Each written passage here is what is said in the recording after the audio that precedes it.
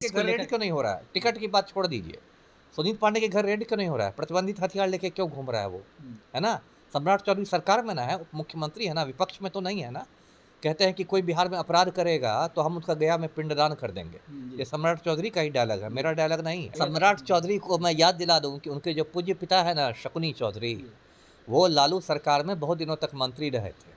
यदि लालू यादव पंजीकृत अपराधी हैं और अपराधियों को बढ़ावा देते हैं, तो सम्राट चौधरी अपने पूज्य पिता से जाकर पूछें कि भाई लालू सरकार की शोभा क्यों बढ़ा रहे थे?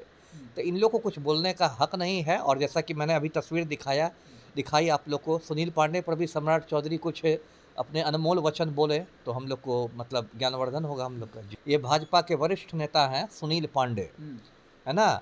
और अभी बहुत बाजे-गाजे के साथ इसको भारतीय जनता पार्टी में शामिल किया गया है और सुनील पांडे के बेटे विशाल प्रशांत को वहाँ तरारी उपचुनाव से भाजपा ने अपना प्रत्याशी बनाया है। जी, और ये जो AK-47 लिए हुए AK-47 ये एक प्रतिबंधित हथियार है। जी। कोई भी व्यक्ति ये हथियार नहीं रख सकता। संजय दत्त के पास AK-56 मिला था तो उसको 2-3 साल तक जेल की हवा खानी पड़ी थी। नमस्कार, स्वागत है आपका लाइव बिहार में। मैं आपके साथ संजीव सिंह। कि झारखंड में विधानसभा के चुनाव हो रहे हैं, लेकिन वहाँ पर कोडरमा सीट जो है वो काफ़ी चर्चाओं में है, क्योंकि वहाँ से राजद के प्रत्याशी जो है सुभाष यादव, जिन्हें पटना हाईकोर्ट ने पैरोल पर बाहर किया था, जिसके बाद उन्होंने हाथ में हथकड़ी लगा करके नामांकन दाखिल किया था। मंच पर भी तेजस्वी यादव के साथ उसकी तस्वीरें वायरल हो रही थी, इसमें हथकड़ी लगाए हुए थे। सुभाष यादव को लेकर के हम खास बातचीत करेंगे। हमारे से बात करने के लिए पूर्व IPS अधिकारी अमिताभ दास जी सीधे जुड़ते हैं। कैसे देखते हैं जिस प्रकार से सुभाष यादव ने राजद के टिकट पर वहाँ से अब चुनाव लड़ रहे हैं, नामांकन भी दाखिल कर लिया है, कैसे तमाम चीज़ को देख रहे हैं? देखिए, दर्शकों को मालूम होगा कि हमारा जो पड़ोसी राज्य है झारखंड, उसमें 13 और 20 नवंबर को मतदान होना है ना? और फिर 23 नवंबर को वोटों की गिनती होगी, मतगणना होगी। तो अभी तो पूरा गर्म है वहाँ का राजनीतिक माहौल। तो उसी में जो कोडरमा विधानसभा सीट है, कोडरमा बिहार की सीमा से ही मतलब समझिए लगा हुआ है। जी, ट्रेन से जाइएगा तो गया के बाद कोडरमा है।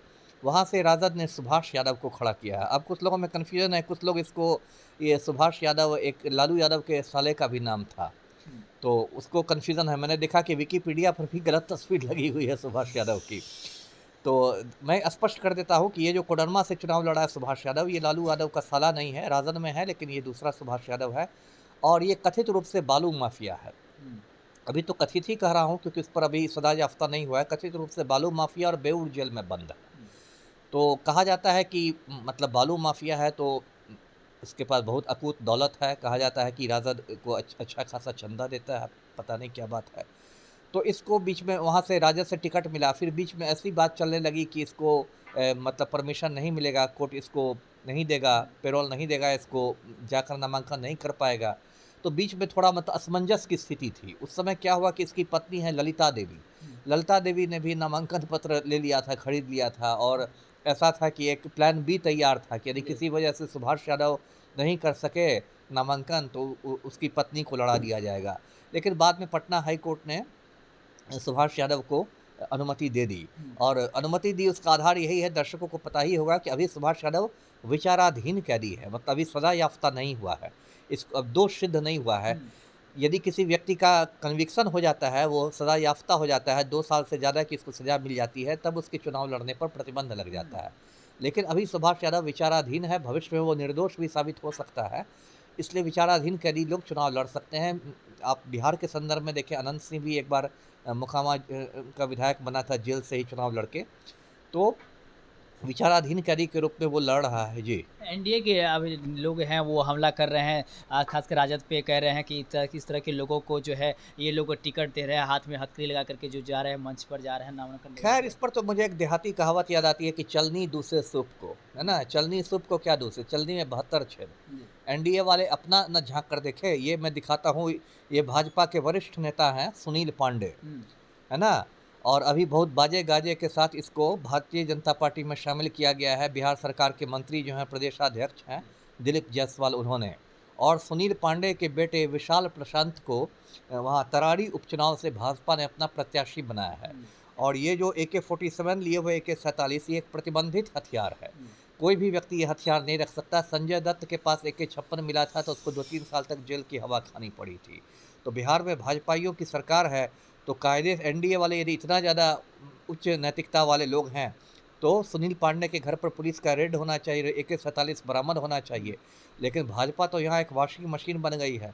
एक से एक गुंडे, मवाली, लुच्चे, लफंगे भाजपा में शामिल होते हैं और प्रखर राष्ट्रवादी कहलाते हैं। जी। अच्छा, इस तरह के लोगों की राजनीति में एंट्री जिस प्रकार से हुई है, पहले भी कई लोगों की हो चुकी है।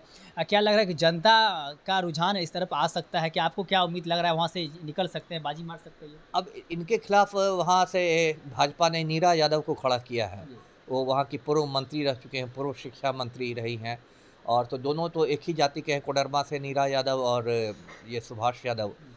तो वहाँ मुझे लगता है कांटे की टक्कर रहेगी, लेकिन जनता से तो बहुत मुझे निराशा है। पूरे देश में जनता ऐसी हो गई है कि जनता भी मतलब जातीय आधार पर, सांप्रदायिक आधार पर अपनी बिरादरी के जो गुंडे मवाली हैं उनको भी सपोर्ट करती है, उनको भी हीरो बनाती है। इसलिए शहाबुद्दीन जैसा क्रिमिनल भी 4 बार सांसद बन जाता है, अनंत सिंह विधायक बन जाता है, आनंद मोहन सांसद बन जाता है।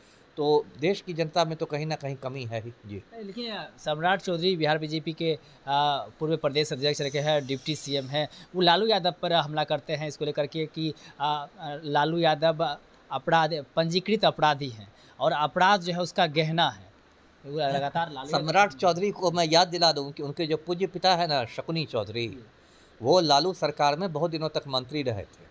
इसलिए सम्राट चौधरी से पहला सवाल तो मैं आपसे आपके चैनल के माध्यम से पूछता हूँ कि यदि लालू यादव पंजीकृत अपराधी हैं और अपराधियों को बढ़ावा देते हैं, तो सम्राट चौधरी अपने पूज्य पिता से जाकर पूछें कि भाई लालू सरकार की शोभा क्यों बढ़ा रहे थे। तो इन लोगों को कुछ बोलने का हक नहीं है और जैसा कि मैंने अभी तस्वीर दिखाई आप लोग को, सुनील पांडे पर भी सम्राट चौधरी कुछ अपने अनमोल वचन बोले तो हम लोग को मतलब ज्ञानवर्धन होगा हम लोग का। जी। सुनील पांडे को तो टिकट नहीं, उसके बेटे को टिकट दिए हैं, जी, लेकिन जी। सवाल एक सुनील रहेगा पांडे के इसको घर रेड लेकर। क्यों नहीं हो रहा है? टिकट की बात छोड़ दीजिए। सुनील पांडे के घर रेड क्यों नहीं हो रहा है? प्रतिबंधित हथियार लेके क्यों घूम रहा है वो? है ना? सम्राट चौधरी सरकार में ना है, उप मुख्यमंत्री है ना, विपक्ष में तो नहीं है ना। कहते हैं कि कोई बिहार में अपराध करेगा तो हम उसका गया में पिंडदान कर देंगे। ये सम्राट चौधरी का ही डायलॉग है, मेरा डायलॉग नहीं है। तो ये सुनील पांडे पर रेड करने से उनको कौन रोक रहा है? मैं तो नहीं रोक रहा हूँ।